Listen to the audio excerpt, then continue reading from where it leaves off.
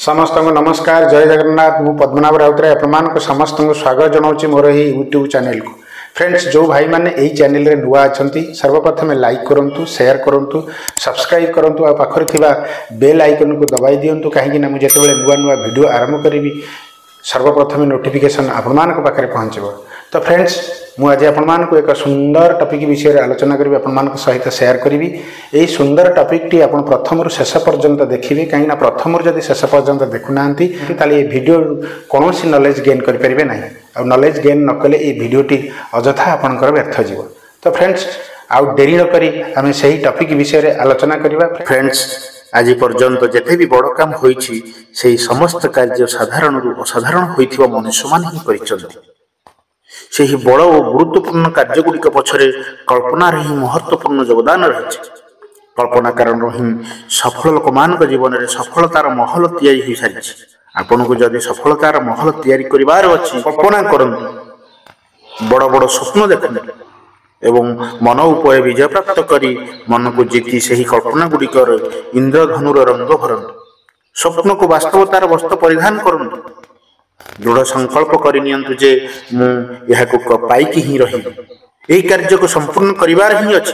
निज कल्पना गुड़िक रचनात्मक विचार रे परिवर्तन करने को चेष्टा करंतु।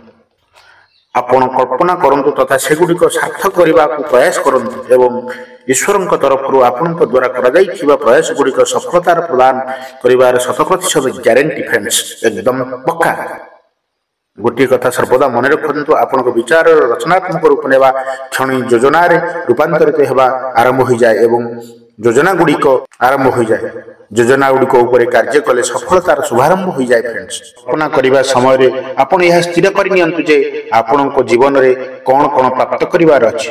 कल्पना करंतु कि आपण पाखरे समस्त भौतिक सुख साधन धन संपत्ति तथा उपयोगर अन्यान्य वस्तु सकल अछि। आपण को राजकीय अटंती विशेष अटंती छोट और तुच्छ नुहे। जदि आपण प्रतिदिन यही भली कल्पना करिवे तेबे मस्तिष्क आपणकर कल्पना गुड़ी को विचार रूपांतरित करने आरंभ करदेव। फ्रेंड्स मस्तिष्क यही विचार सृष्टि होगा आरंभ हो जाए।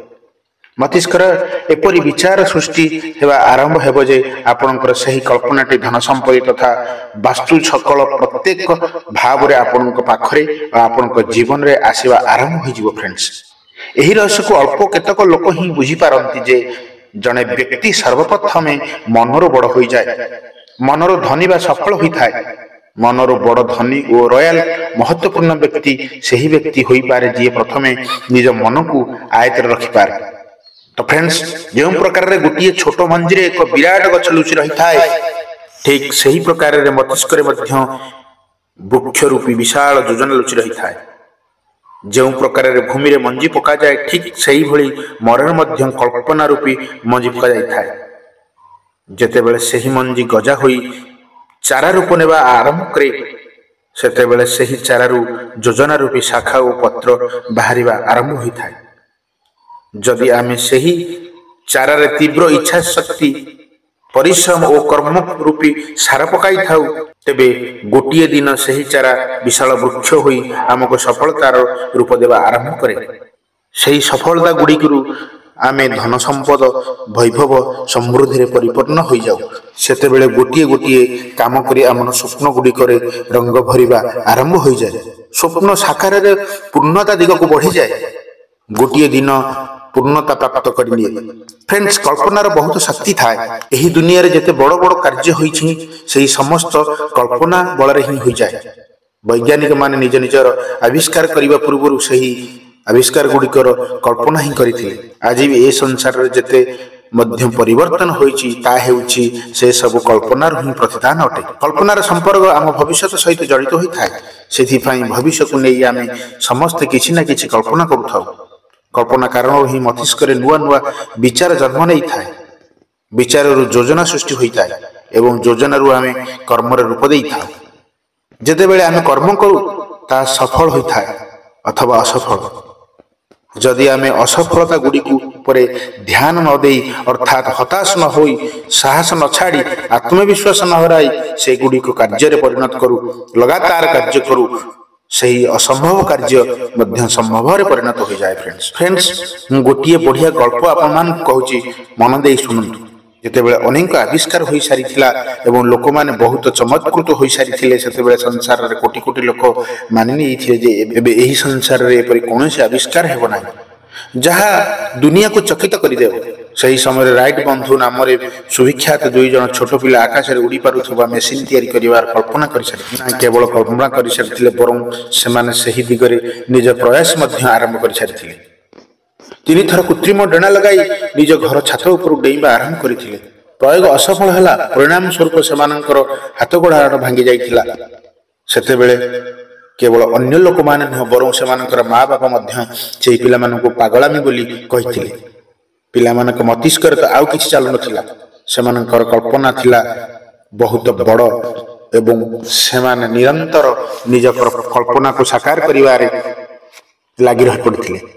ଶେଷରେ ଏହି ଦିନ ମଧ୍ୟ ଆସିଲା ଯେ ଯେତେବେଳେ ସେ ରାଇଟ୍ ବନ୍ଧୁମାନେ ନିଜ କଳ୍ପନାକୁ ସାକାର କରି ଦେଖାଇଲେ, ସାରା ବିଶ୍ୱ ପୁଣି ଥରେ ଆଶ୍ଚର୍ଯ୍ୟରେ ମହାସମୁଦ୍ରରେ ବୁଡ଼ିଗଲା। ଫ୍ରେଣ୍ଡସ୍, ଆକାଶରେ ଉଡ଼ିବା କାମ ଯେ କେବଳ ଦେବଦୂତମାନଙ୍କର ଥିଲା, ସମସ୍ତେ ଭାବୁଥିଲେ।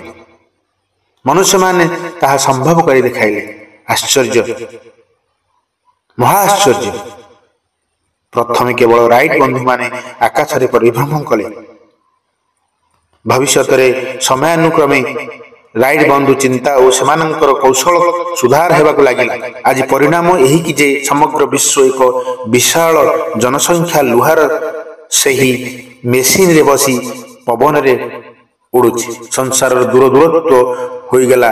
ବର୍ଷ ମାସର ଯାତ୍ରା ଓ ଦିନ ଘଣ୍ଟାକରେ ହେବାକୁ ଲାଗିଲା। ବିଶ୍ୱାସ କରନ୍ତୁ, ଯେତେବେଳେ ଆମେ କୌଣସି ଅସମ୍ଭବ କାର୍ଯ୍ୟକୁ କରିବାରେ ଚେଷ୍ଟା କରୁଥାଉ, ତେବେ ପ୍ରକୃତି ମଧ୍ୟ ସେହି କାର୍ଯ୍ୟ କରିବା ପାଇଁ ମାର୍ଗ ଦେଇଥାଏ। ଏହି ଦୁନିଆକୁ ଉଡ଼ାଜାହାଜ ଭାବରେ ସେହି ସୁନ୍ଦର ଉପହାର ସେହି ପିଲାମାନଙ୍କ କାରଣରୁ ମିଳିଥିଲା, ଯେଉଁମାନେ ଏହି ଦୁନିଆର ଲୋକମାନଙ୍କ ସମେତ ତାଙ୍କ ପିତାମାତା ସମସ୍ତେ ତାଙ୍କୁ ପାଗଳ ଭାବରେ ଘୋଷିତ କରିଥିଲେ। ଆଜି ଅବସ୍ଥା ଏପରି, ଉଡ଼ାଜାହାଜ ବିନା ଦୀର୍ଘ ଦୂରତା ଯାତ୍ରାର କଳ୍ପନା ମଧ୍ୟ କରାଯାଇପାରୁନାହିଁ। ଫ୍ରେଣ୍ଡସ୍, ଆପଣ କଳ୍ପନା କରନ୍ତୁ, ଯେପରି ମନ ଚାହେଁ ସେହିପରି କଳ୍ପନା କରନ୍ତୁ। ହେଲେ ଧ୍ୟାନ ରହୁ, ଆପଣଙ୍କ ଭଲ ଓ ଲୋକହିତକାର କଳ୍ପନା କରିବାରେ ଅଛି। ଈଶ୍ୱର ଶୁଭ କଳ୍ପନା କରୁଥିବା ଲୋକମାନଙ୍କର ହିଁ ସହାୟତା କରିଥାନ୍ତି। ମନର ଗୋଲାମ ଥିବା ଲୋକମାନେ ମଧ୍ୟ ମନ୍ଦ କରନ୍ତି।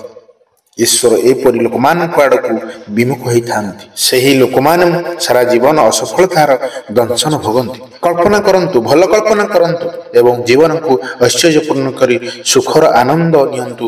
ଜୟ ଜଗନ୍ନାଥ। ଫ୍ରେଣ୍ଡସ୍, ଯଦି ଭିଡ଼ିଓଟି ଆପଣଙ୍କୁ ଭଲ ଲାଗୁଛି ତାହେଲେ କମେଣ୍ଟସରେ ଜଣାନ୍ତୁ।